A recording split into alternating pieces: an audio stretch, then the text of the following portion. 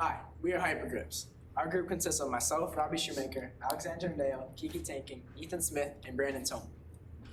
Did you know there are 23.6 million tennis players in the US alone and 36.5 million pickleball players, and these numbers are continuing to grow?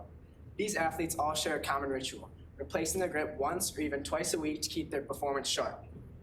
But here's the problem, that adds up fast, not just in cost, but in the environment as well.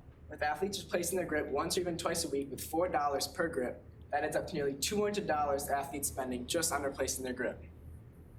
In addition to that, these millions of unrecyclable grips are being thrown away, clogging our landfills and ultimately worsening our environment's growing crisis. That's not sustainable for your wallet or the planet, and that's where Hypergrips comes in. Hypergrips is made from a washable, reusable, and recycled material called thermoplastic rubber. How it works is, when you think it's worn and dirty, Hypergrips will be able to be washed and its grip will come right back.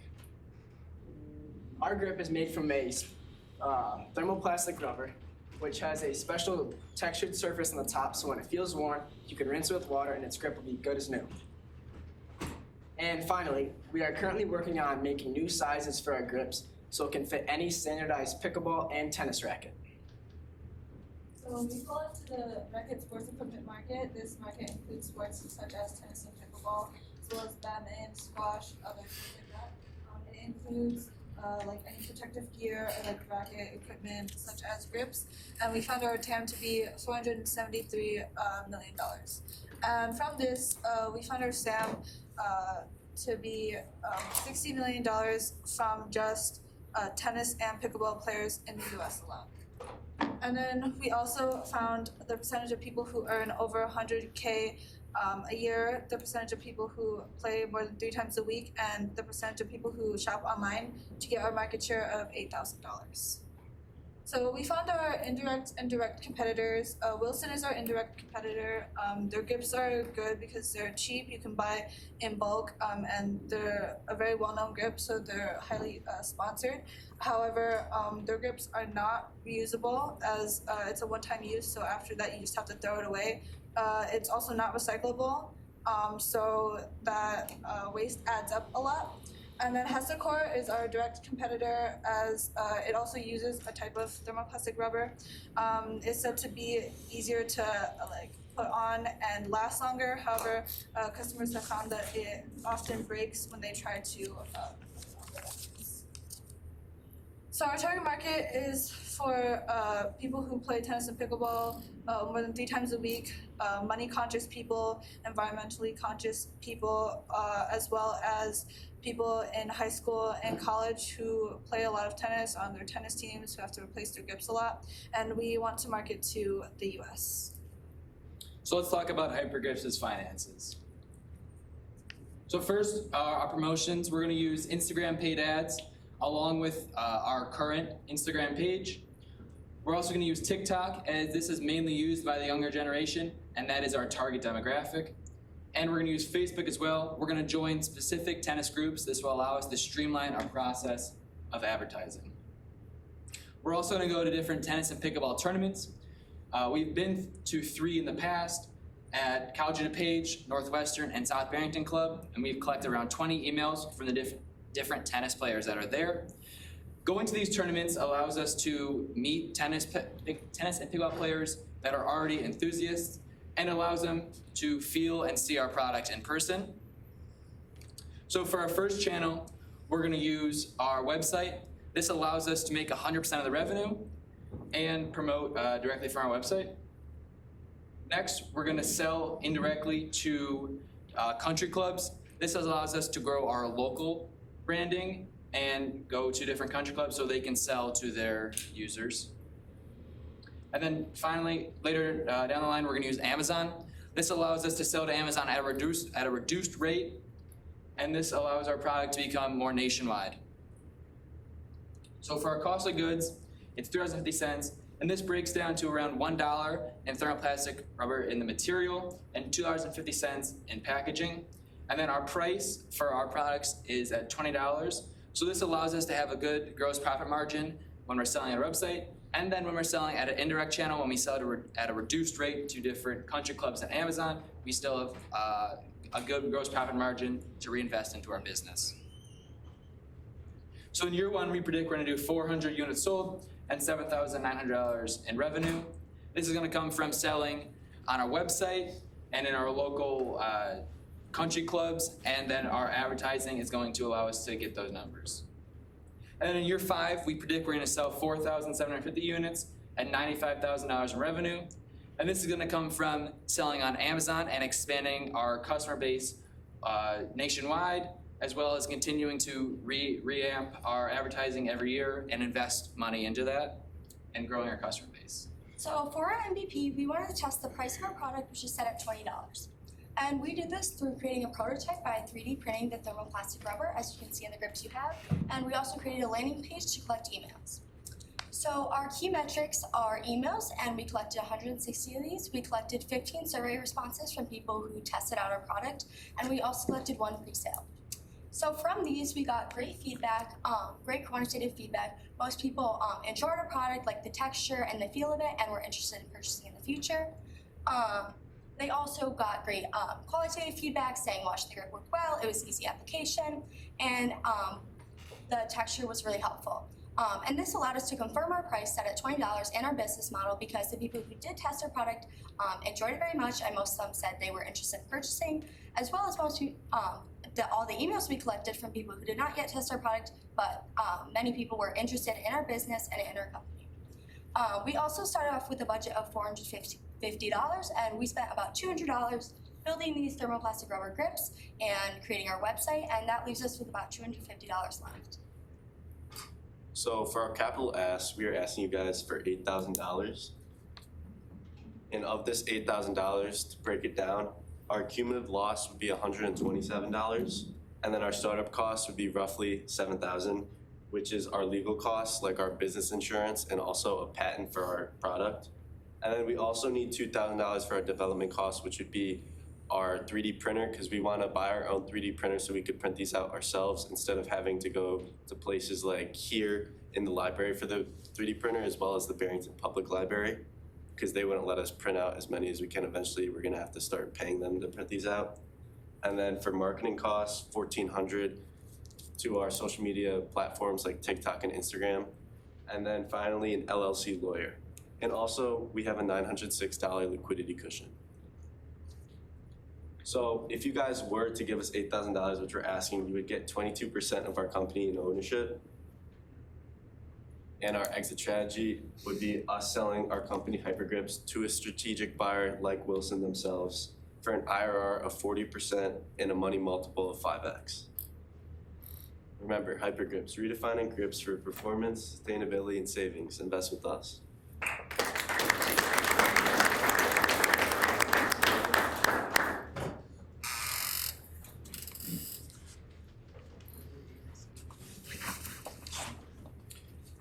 Walk me through, I wasn't clear on that exactly how it works, is it's not a wrap, and this is, prototype, right? So is it meant to slide on, slide off? Yes. How does it tighten so it's not wobbling in your grip when you're trying to swing? So on that one especially, there's a sticky tape that's both sided, so when you slip on the grip, it will stay and it won't be like moving around when you're actually swinging it.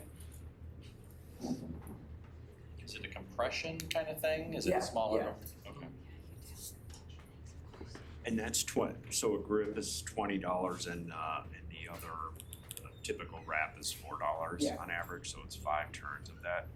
Have you when you were working on your MVP, did you talk to like the paddle places that are opening up where a lot of their users may rent, or their like social gatherings and things like that, people may not have their own paddle equipment, as not just for the environmental and cost per use savings, but also maybe the ease of having places like that have equipment that multiple people use to have a more, an easier, longer lasting way to keep the rackets gripped where they're in. Did you look at any of them? We didn't look at any of those options because our target market is really people who play multiple times a week, but I think that could definitely be a good place to look into. as we further our company, because that would be a great ways to sell more grips. I think you guys had a really good presentation. You seem to work well as a group, and tight presentation, you did well. My thoughts are, you're targeting these kind of pro users, right? That are playing, as you said, three times a week. And I play paddle and I play pickle, 10, 20 times. I've never needed to replace a grip. They seem to be more durable than what you're claiming, but I don't. Say for paddle, I play like twice a week, right? I've never had to replace a grip. But for the people who are really into it, tennis players, pickleball players, like I feel for them, it's more than just durability. What they're looking for, they're looking for like feel and like shock absorption. I'm a more avid golfer, and grips are super important to a golf club.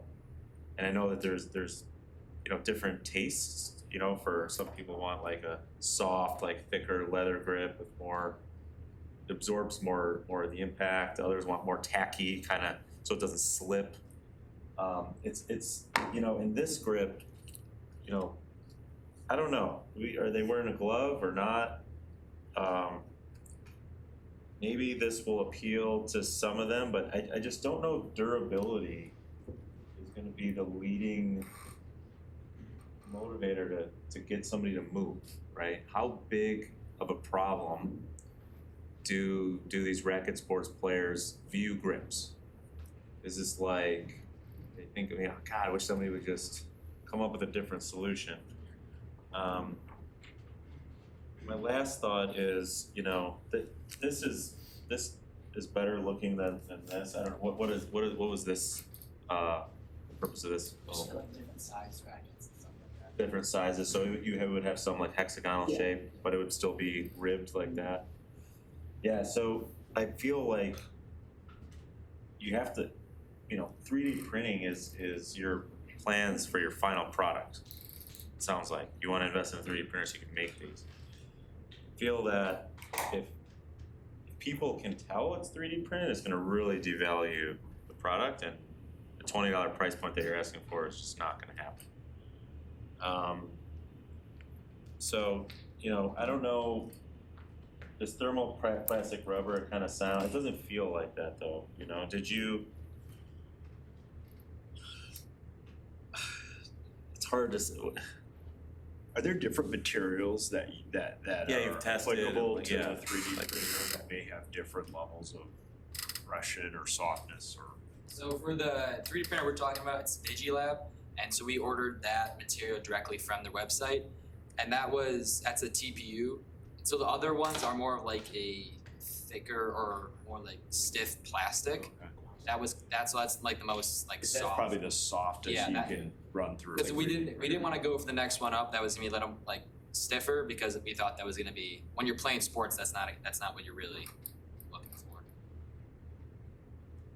How long does it take for each one to actually be manufactured? Took about 12 hours. 12 hours per, like for. But you can do about 5. You can do 5 at a time. Okay, so for the, so for the printer that you want, Yeah, you could do 10 a day. 10 at a time. So for Or example, 24 hours. For example, those three, Yeah. we did those all in over one night here at Yeah. school. So this is another grip then, right? Yeah. And it would slip over, and this is the feel of what you're proposing? How does that work if you're sweating and you're out there in the heat playing a game, and does it hold in your hand? It seems like this, with the vertical, I guess, slots in it, that your hand could go right out of your hand. I don't know. Has that happened? I mean, have you had any feedback with using any of these from people when they're swinging really hard? I mean, so far we've not had that problem with anyone that's tested our product with either tennis or pickleball. Yeah, I mean that could be a problem, but so far, like when you're even when your hands all sweaty, we haven't had a problem where someone's hand has been slipping off, or like out of place. I mean, we also definitely wanna like try different like other like textures just to see like if people like those better, cause we know like a lot of people are big on texture, or like different like if they want it more grippy or not, we could add like other stuff to that to also change it up. Why invest in a 3D printer when there are so many 3D printing companies available, you know? I'd like to see more focus of the money going to, you know, the CAD files, right? Because you aspire to fit a bunch of different rackets and thicknesses and shapes and stuff, right? So each one of those is an engineering fee to make the actual file that's fed to the printer. So where are those expenses? How are those expenses being paid? Who's doing that? So we have a friend that's in, it's called PLTW, it's like an engineering class, and they're like educated on how to use that app. So we have a friend, me and him, that actually does it for us. So he did the design on those three. Are you cutting him in on the equity of the business, or is he doing it for free forever, or? I mean, he's been doing it for free. Okay, that's something, just, Yeah. you know, I'm making a joke of it, but that's something that investors like wanna know, like, where's the technical talent in the business? How does that scale up, like who's making, so that's valuable. That's your IP is your. It's your IP is you got a guy that can make all these as various requests for racket types and handles and all stuff come in. And then having your own 3D printer is probably, it might cause you more problems. And that might be something, you know, it's maybe 3, 4, 5 years down the road, especially as that technology is improving like, you know, exponentially every year. And there's companies that you could just send it to them, they'll be able to do a bigger, you know, they get multiple $100,000 3D printers, right? And it's like, why spend, you know, get a middle of the road one when you can even improve the quality of the product? I mean, you can almost make stuff that's indistinguishable that is 3D printed these days. And if you guys wanna sell $20 grips, it better be indistinguishable because people will sniff it out real quick. It's a quick way to kind of crash the business early. I think I might counterpoint, and I can see the value of the 3D printer at this stage for rapid experimentation.